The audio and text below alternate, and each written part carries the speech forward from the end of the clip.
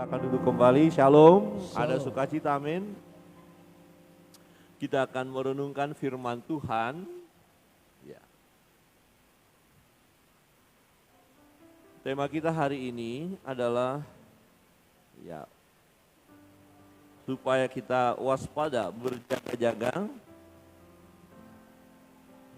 waspada terhadap ajaran-ajaran yang menyesatkan.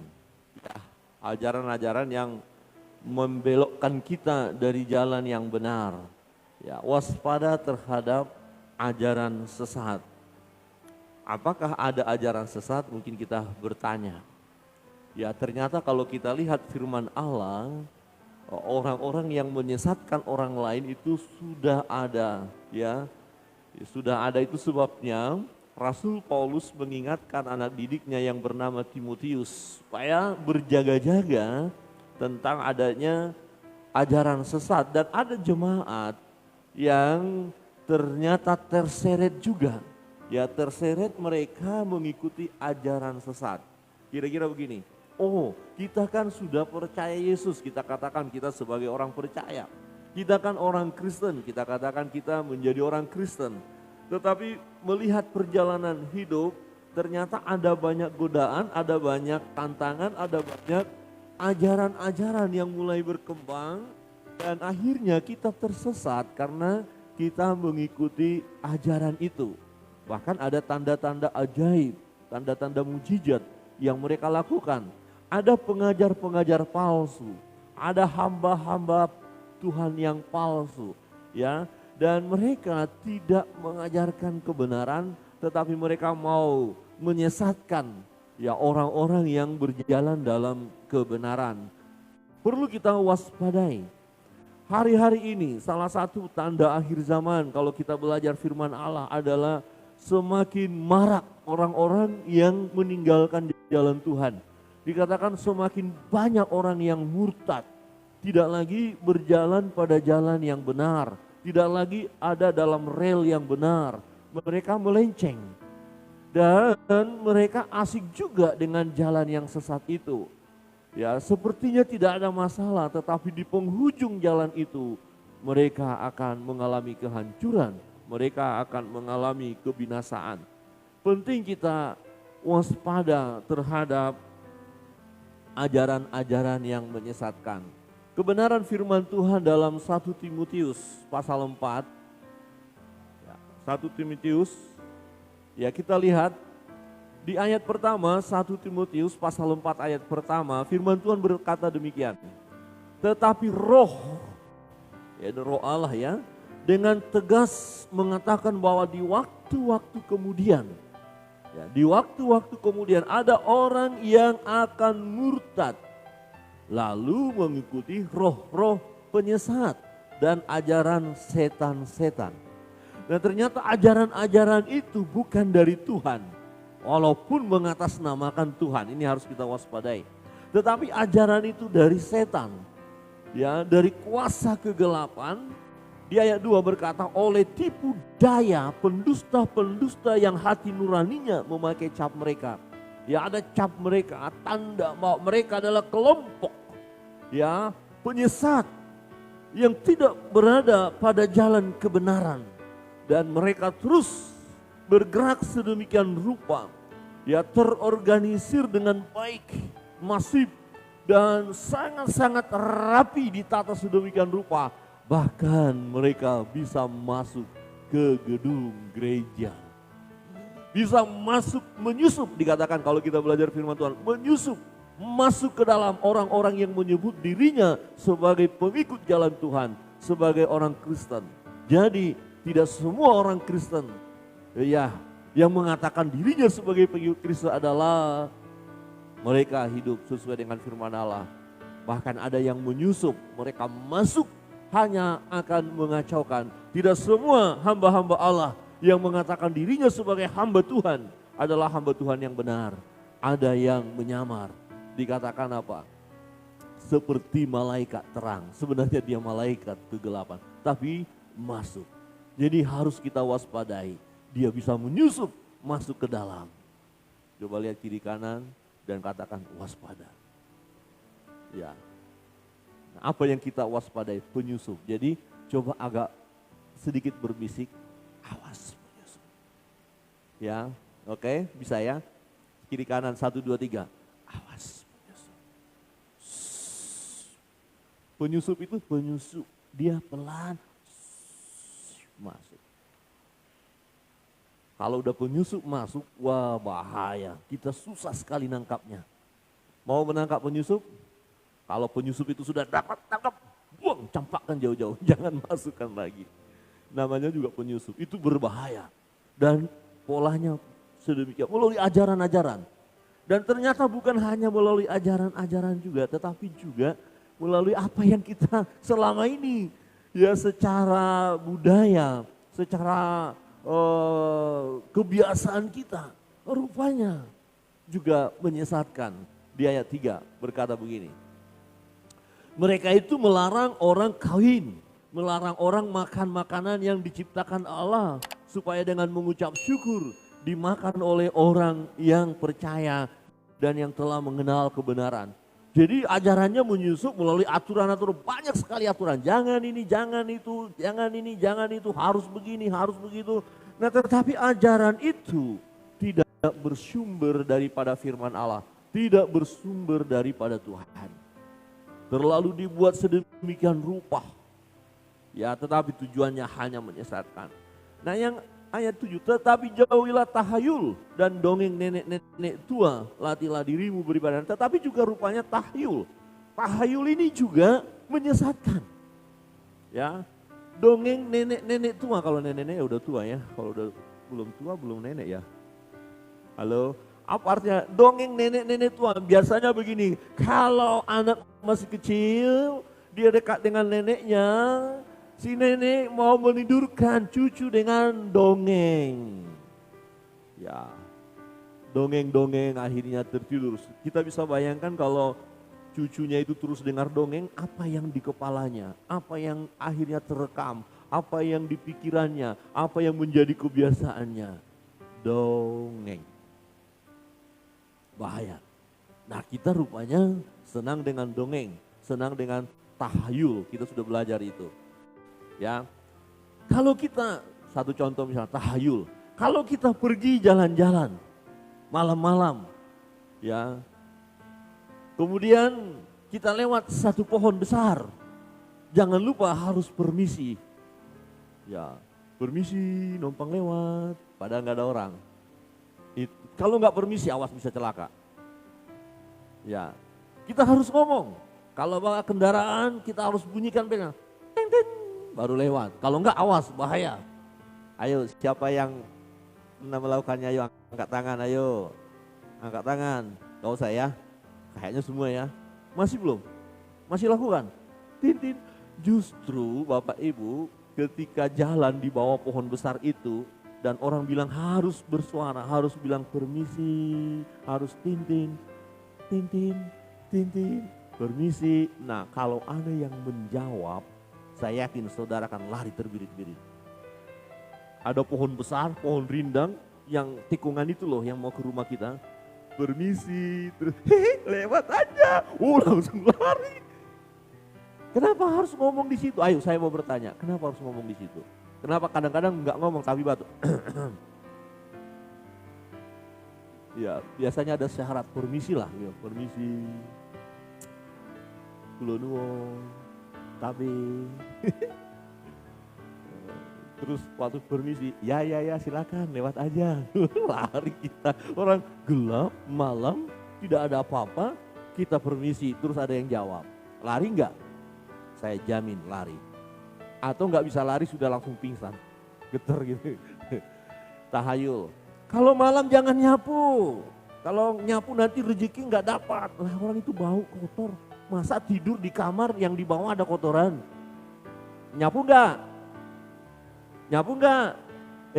Kata nenek-nenek itu enggak dapat berkat loh nanti. Biarin aja, nikmati aja. Baunya kan agak nyaman juga. Kalau ada ya yang sudah ada bau kotoran di kamar karena dengar itu apa ajaran-ajaran dulu atau yang diajarkan tahayul itu terus tidur dan dinikmati bau itu. Ini parah ini. Parah ini. Tenang. Ini suka nonton ini, tenang. Halo? Nyapu apa tidak? Amin. Ada ibu-ibu lagi hamil, jalan malam naik motor dengan suaminya, itu ada bawang, kasih di sini. Kalau nggak dikasih bawang nggak ada nanti. Oh ya kasih bawang supaya nggak diganggu kita. Halo, masih pakai bawang? 1 kurang 1, ambil 10, ambil cabai 10, ambil tomat 1, ambil terasi ulek, baru enak. Kalau nggak dikasih bawang, bahaya. Di depan rumah kita itu loh, aduh kadang-kadang agak seram-seram.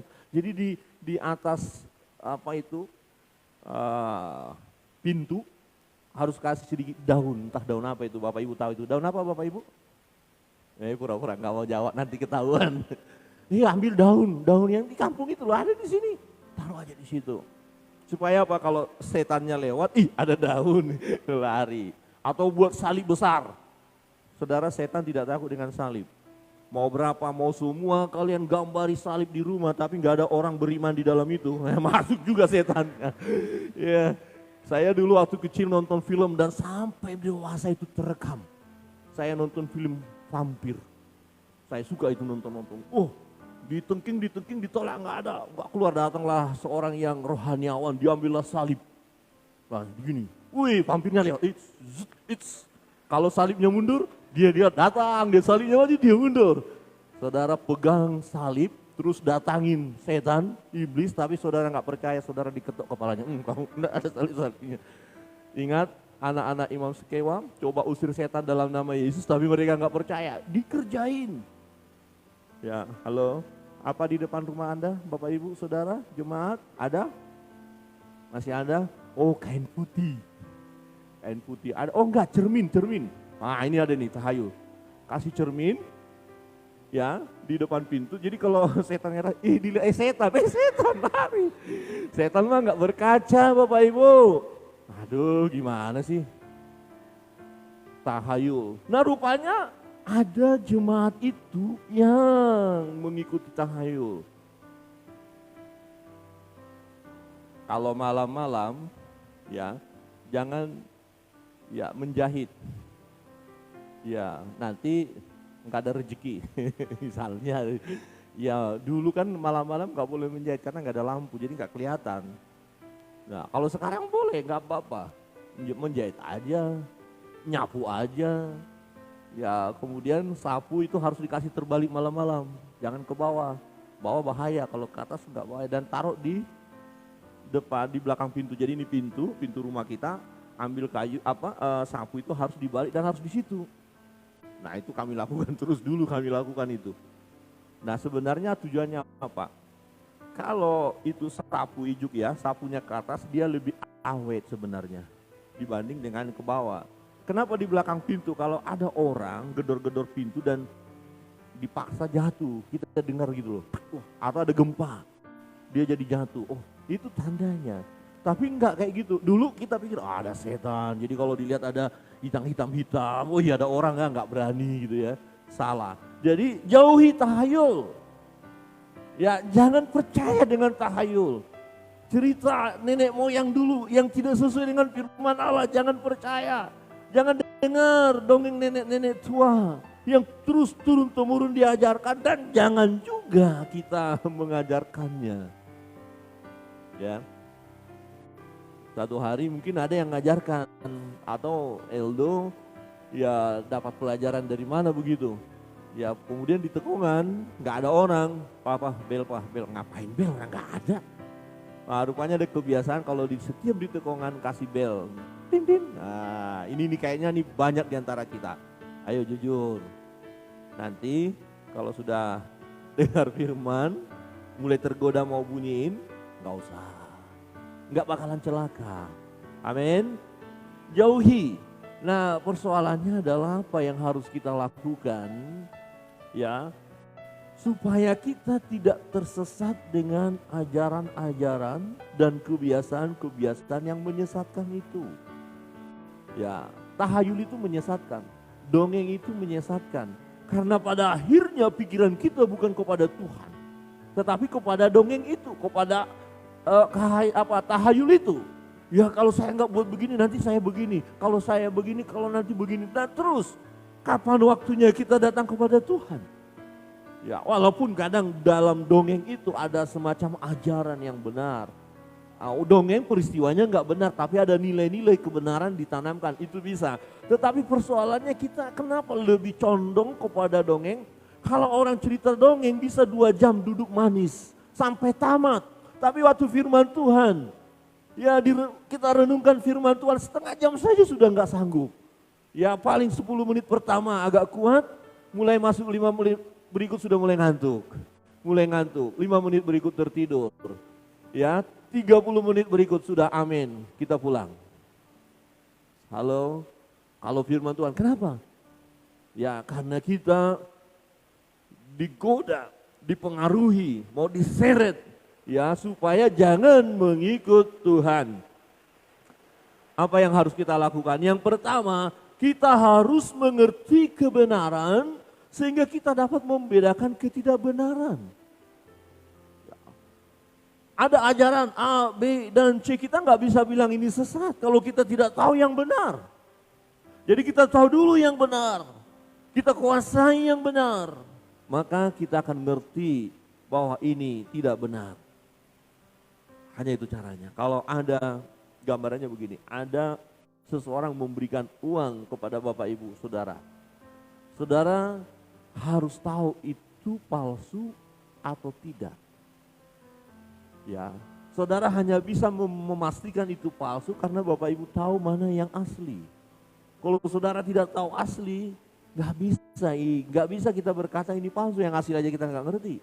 Tapi kita paham ini yang asli, ini yang benar. Ketika diberikan yang tidak benar, kita bilang, nah ini palsu, ini tidak benar, ini tidak berlaku. Yang berlaku adalah yang benar. Jadi kita harus mengerti kebenaran sehingga kita dapat membedakan ketidakbenaran. Mulai pikiran kita kepada hal yang benar. Ketika kita dikuasai dengan hal yang benar, maka yang menyesatkan itu kita tolak. Walaupun sudah mendarah daging, sudah sekian lama. Misalnya, jangan nyapu malam-malam misalnya. Padahal ada yang kotor. Ya, kita tahu kebenaran. Enggak ada pengaruh antara menyapu dengan berkat itu. Atau tidak ada pengaruh kalau menyapu malam-malam, maka terjadi malapetaka. Enggak ada hubungan. Ya. Atau ada yang mengatakan, kamu berkatmu susah karena kamu sudah 10 tahun enggak mengunjungi kuburan kakek. Enggak ada antara berkat dengan kunjungan ke makam kakek. Amin. Amin. Ya aminnya kecil. Amin. Tapi iya benar juga ya. Aduh 10 tahun belum kunjungin makam bayi, kakek, opung, mbah. Ini harus jarah. Pergi jarah. Oke, aku datang. Saudara kebayang kalau kakek jawab? Ya cuy, udah lama kutunggu. Lari kita. Tapi masih dilakukan. Saya waktu anak-anak diajarkan seperti begini. Kita pergi ke kuburan, masih SD kelas 1, kelas 2. Panggil kakek. Kita bilang, Pung, aku datang Pung. Nah bapak bilang mantap, panggil aja gak apa-apa.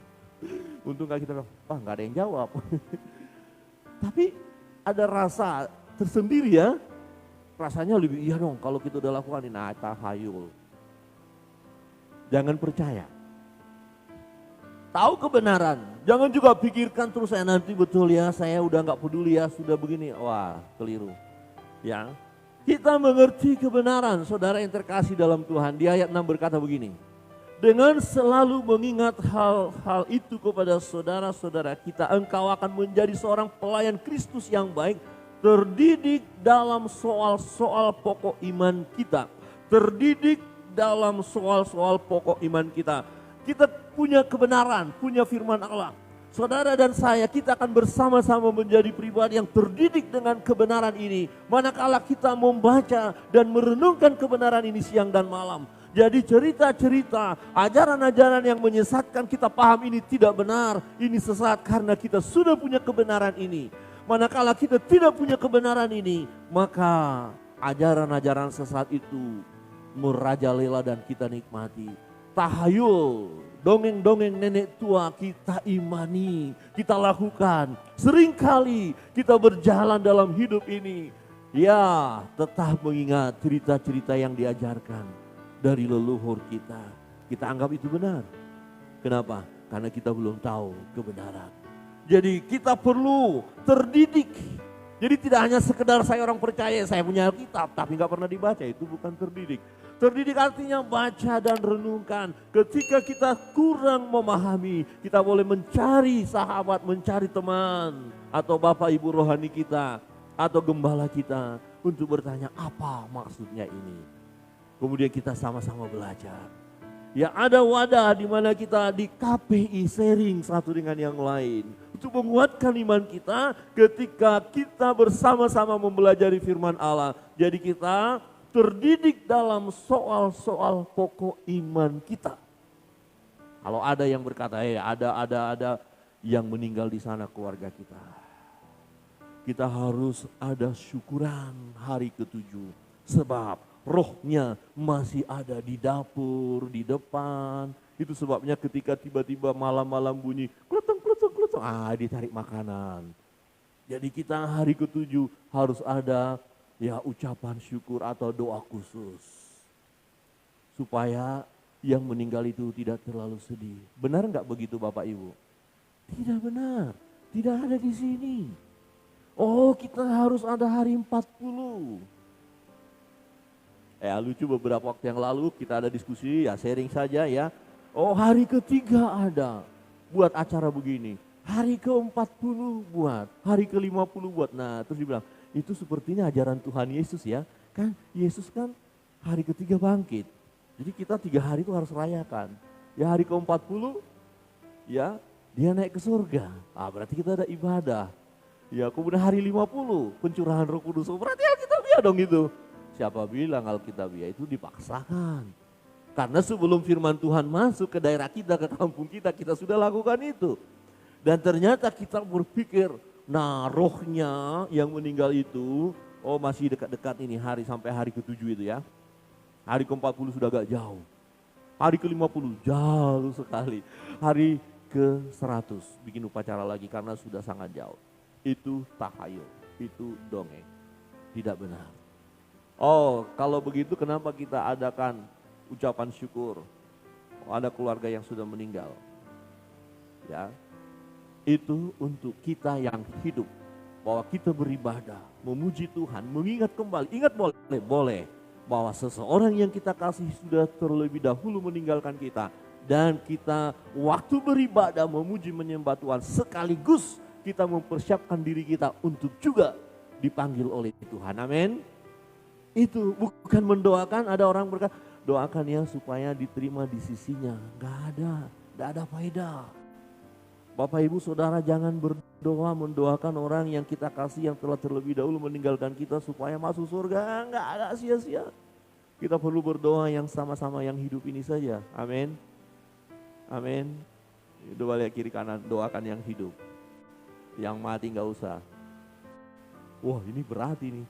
Enggak bisa ajaran nenek kami enggak kayak gitu. Loh sekarang mau ikutin ajaran yang mana? Wah berat ya. Sangat berat. Ya. Kemudian pernah ada seseorang melalui Facebook, dia buat status, ada aja orang Kristen apalagi pendeta. Masa bicara dengan orang yang meninggal? Kalau waktu meninggal kan pendeta itu bicara, hei dibilang ambil tanah. Disebut namanya, kamu dari tanah kembali kepada tanah ya. Ya yang kepada tanah, hei kamu sudah terus aku buat pendeta bla bla bla. Jadi dia bicara sama, kan dia bicara kan? Dan dijatuhkan. Terus saya balas, bukan, Pak Pendeta tidak berbicara kepada orang meninggal. Pak Pendeta bicara kepada yang hadir dalam ibadah itu. Kira-kira nanti kita seperti itu. Itu hanya simbolik. Ya tanda bahwa manusia yang dari tanah kembali ke tanah, yang kepada Allah kembali kepada Allah. Ini hanya prosesi, jadi tidak ada hubungannya. Nah yang beribadah itu kita, Bapak Ibu Saudara saya katakan. Nah seperti itulah. kita nanti, kita yang diingatkan. Kita yang diingatkan oleh persekutuan, oleh ibadah itu, kita diingatkan kepada Allah. Kalau yang sudah mati tidak ada lagi, sudah selesai dia. Ya, ada banyak ajaran-ajaran yang keliru. Ya, tahayul, dongeng-dongeng nenek-nenek tua. Nggak ada kakek ya, kakek nggak suka dongeng ya Pak. Gimana bapak-bapak? Nanti kalau udah kakek-kakek kita suka dongeng nggak ya? Kok nenek-nenek ya? Ya nggak suka cerita sih nenek-nenek ya, kayak ibu-ibu lah paling suka ibu cerita begini ya. Jadi nenek-nenek juga ya cerita. Kalau bapak-bapak nggak banyak ya ceritanya. Tapi itu melekat dan akhirnya menempel. Tahayul, dongeng-dongeng nenek-nenek, ajaran-ajaran yang menyesatkan, yang tidak sesuai dengan firman Allah tolak. Dari mana kita tahu? Karena kita lihat kebenaran firman Tuhan, kembali kepada firman Allah, kita mulai terdidik. Jadi orang Kristen tidak hanya sebatas menyebut diri saya orang percaya, sudah dibaptis, sudah di sini, tidak hanya sebatas itu, tidak. Tetapi kita yakin bahwa diri kita percaya kepada Allah dan pokok-pokok iman kita tahu, yakin kita akan firman Allah, kita tahu kebenaran melalui apa? Pembelajaran. Dan itu terus menerus. Perkatakan firman itu, renungkan firman itu, pelajari firman itu, dan lakukan firman itu. Ya. Terdidik dalam soal-soal pokok iman kita dan dalam ajaran sehat yang telah kau ikuti selama ini. Paulus berkata kepada Timotius, engkau sudah menerima ajaran yang sehat. Jangan lagi mengikuti ajaran yang sesat, jangan lagi membiarkan ajaran yang sesat, tetapi tolak dan lawan ajaran sesat, dan kita harus ajarkan ajaran yang sehat kepada yang lain. Supaya yang lain tidak mengikuti ajaran yang sesat itu. Siapa yang akan mengajarkan ajaran yang sehat itu? Bapak, Ibu, dan Saudara, saya yang sudah terdidik dalam soal-soal iman. Jadi kita sebagai orang Kristen waspada terhadap ajaran sesat. Kita tahu kebenaran, kita tahu ajaran yang sehat. Ajaran yang sehat adalah firman Allah. Firman Allah. Dan Roh Kudus menerangi hati dan pikiran kita, membuat kita mengerti firman itu, memahami. Firman Allah sudah sempurna, tidak perlu ditambah-tambahi, tidak perlu dikurangi. Perlu kita terima saja, kita renungkan, kita nikmati, dan kita buktikan ada kuasanya. Ada bukti dari apa yang dikatakan oleh firman Allah. Saudara yang terkasih dalam Tuhan, mari kita bersama-sama terus belajar, dan terus belajar, sehingga kita tahu kebenaran dan kita akan tolak ajaran-ajaran sesat. Amin.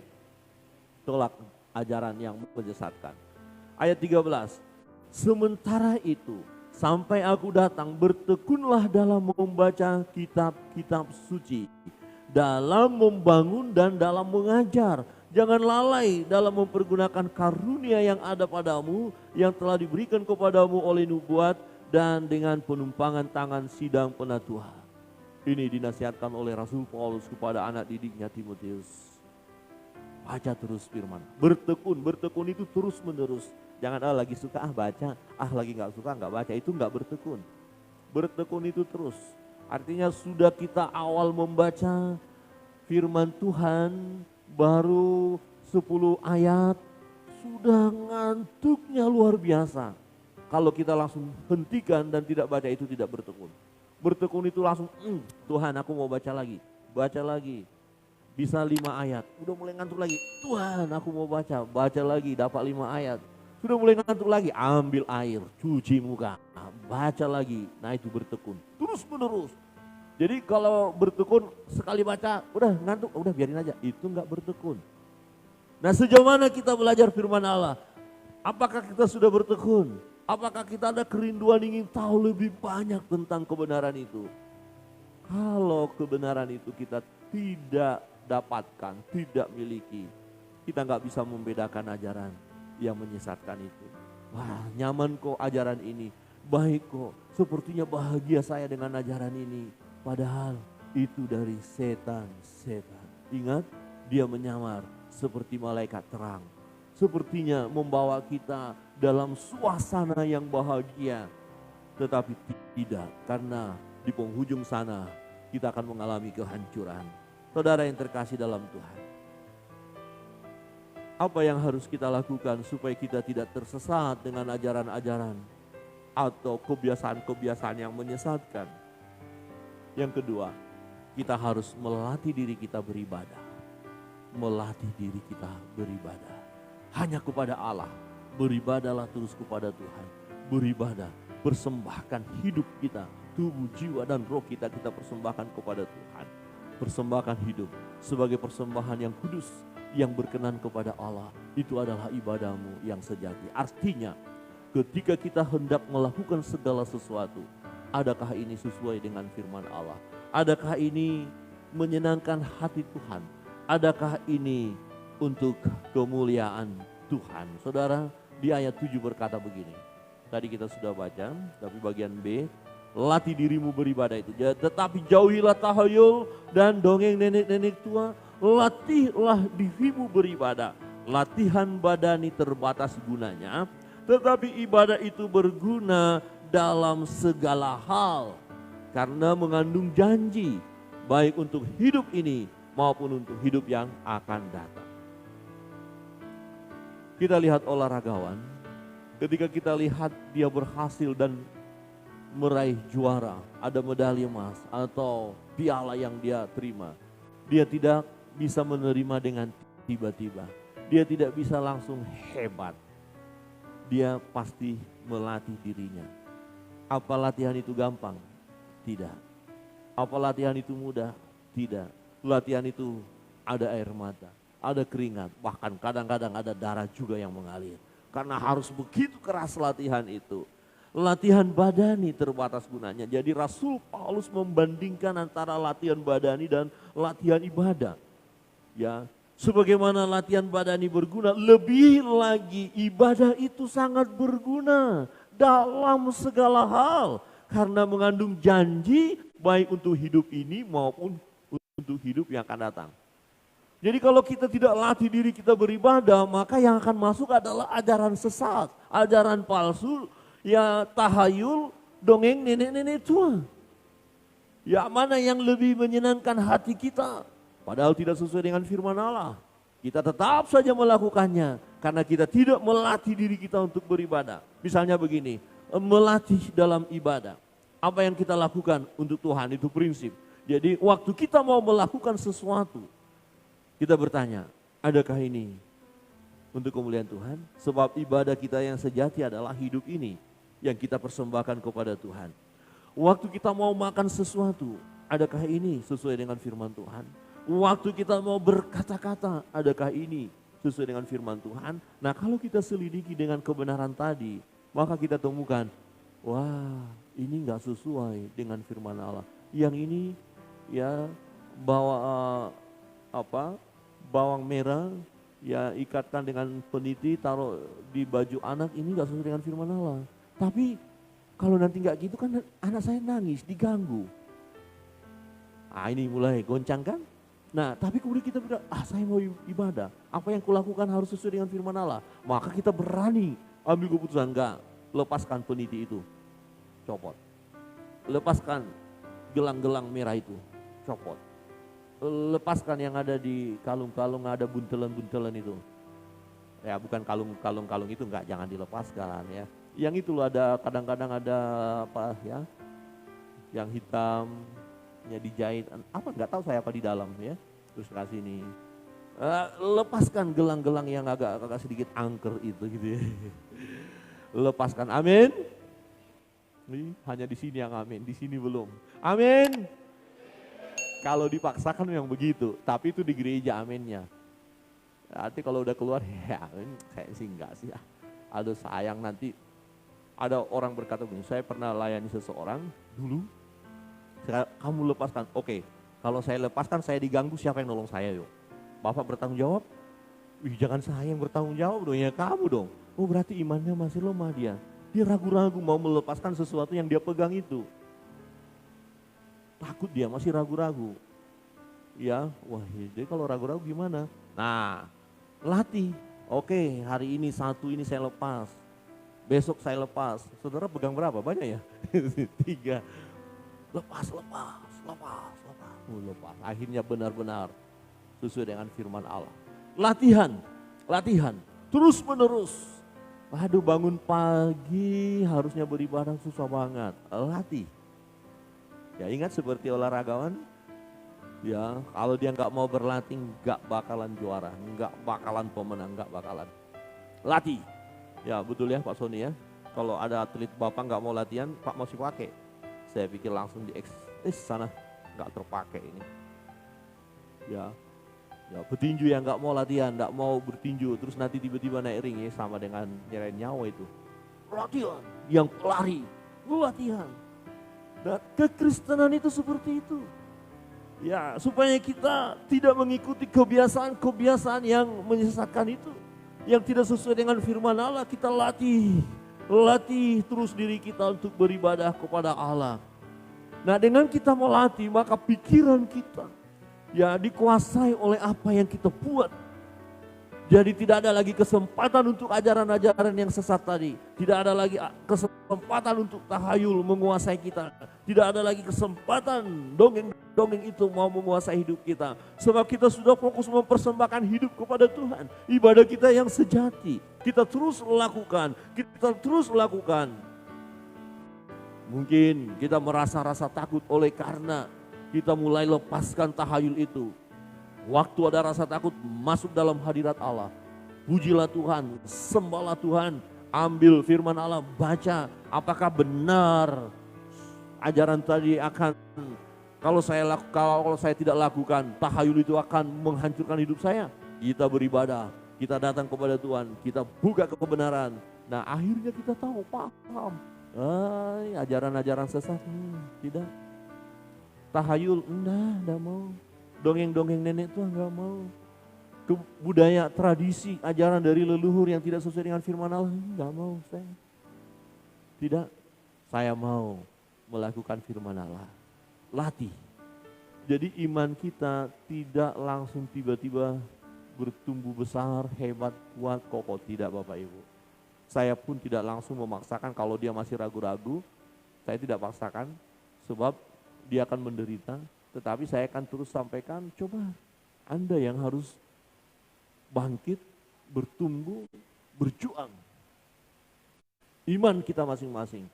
Kadang-kadang ada seseorang tergantung dengan orang lain kan. Tolong saya, doakan saya, tolong saya. Nah, ini nggak boleh terus menerus. Awal kita tolong, 2-3 kali kita tolong. Kemudian yang ketiga nggak latihlah dia. Ya, sama seperti anak kita yang masih kecil belajar naik sepeda itu ya. Pertama kita tolong, kita pegangi dia, kita selalu bersama, kita dorong dia. Ya tapi nggak boleh terus-menerus begitu. Waktu kita lepaskan, dia jatuh, aduh saya jatuh, ya kamu jatuh nak, bangkit. Kita tolong lagi sedikit. Ya, saya jatuh, ya jatuh nak, tapi jalan terus. Nah kemudian lama-lama kita lepas dia, betul-betul kita lepas.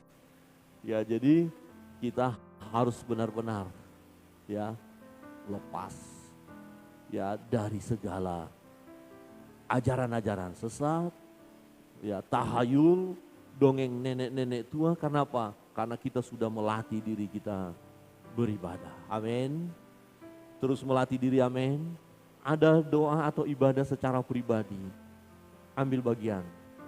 Ya, saat teduh pribadi, pujian secara pribadi. Ada secara keluarga bersama-sama. Ya, ada kelompok seperti yang kita lakukan KPI. Aktiflah di sana, lakukan. Ada secara berjamaah seperti kita saat ini namanya berjamaah bersama-sama. Kita terus beribadah. Tapi ibadah tidak hanya seperti ini, nyanyi dulu, tidak. Seluruh hidup kita ketika kita persembahkan kepada Allah itu adalah ibadah kita yang sejati. Semangat terus beribadah. Amin. Kita beribadah sesuatu yang tidak masuk akal atau tidak sesuai dengan firman Allah. Ada yang mengajarkan hal itu kepada kita, ada yang terus menyampaikan kamu harus melakukan ini, kamu tidak boleh lakukan itu, kamu lakukan yang tidak sesuai dengan firman Allah, jangan kita terima, kita tolak. Cukup, kebenaran ini dahsyat, luar biasa, firman Allah. Yang ketiga, Bapak Ibu, saudara yang terkasih dalam Tuhan, apa yang harus kita lakukan supaya kita tidak tersesat dengan ajaran-ajaran dan kebiasaan-kebiasaan yang menyesatkan? Kita harus mengawasi diri kita dan ajaran kita. Awasi diri kita. Ya. Ini berbicara tentang introspeksi diri, ya. Kita harus ada introspeksi diri. Jangan sampai kita secara tidak sadar mengikuti ajaran lain. Lihat penyusup itu tidak langsung berkata, saya datang dan ajaran saya salah. Tidak. Dia tidak akan membongkar, membuka dirinya sebagai sesuatu yang menyesatkan. Ya kira-kira begini, satu ajaran yang kita sama-sama tahu dan ada gereja yang sudah menerima ajaran itu. Ya, pemberkatan laki-laki dengan laki-laki, perempuan dengan perempuan. Itu tidak sesuai dengan firman Allah. Tetapi ada ajaran yang mengatakan, kan sama-sama mengasihi. Kan hak asasi manusia. Kan dia juga tidak menginginkan seperti itu. Bla bla bla bla, disusun dalil-dalil yang sedemikian rupa. Sehingga secara manusia mulai kita menarik kepada pengertian kita. Kan kasihan juga mereka. So, mereka juga tidak mau seperti itu, tapi kenyataan seperti itu. Ya udah lakukan aja. Bahaya bukan? Bahaya. Dan apa yang sudah terjadi? Sudah. Sesuatu kejahatan tidak lagi dianggap kejahatan.